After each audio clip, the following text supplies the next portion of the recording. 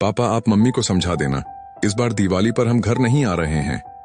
Lockdown के कारण काफी दिनों से कहीं घूमने नहीं गए, तो अब दिवाली पर वेकेशन के लिए कश्मीर घूमने जा रहे हैं। सुदेश जी के एकलौते बेटे वैभव ने ऐसा कहकर फोन रख दिया था। सुदेश जी एक प्राइवेट फर्म में अकाउंटेंट थे। बहुत ज्यादा तनख्वाह नहीं मिलती थी।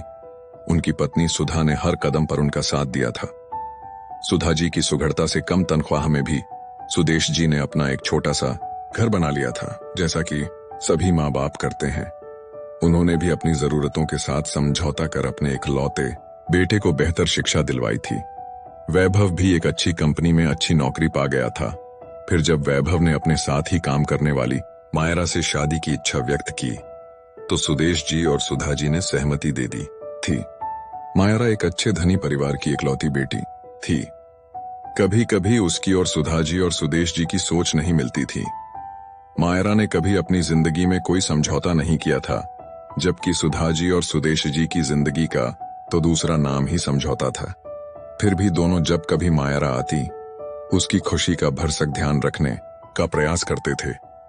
उम्र बढ़ने के साथ साथ सुदेश जी के काम करने की क्षमता भी घट रही थी, तो सुदेश जी केवल घंटे 2 घंटे के लिए कंपनी जाने लगे थे। उन्होंने अपने खर्चों की पूर्ति के लिए अपने घर का एक हिस्सा किराए पर दे दिया था, ताकि कम तनख्वाह में भी घर चला सकें। अपने बेटे वैभव से ना तो उन्होंने कभी अपनी आर्थिक समस्या का जिक्र किया, और न ही वैभव ने कभी पूछा।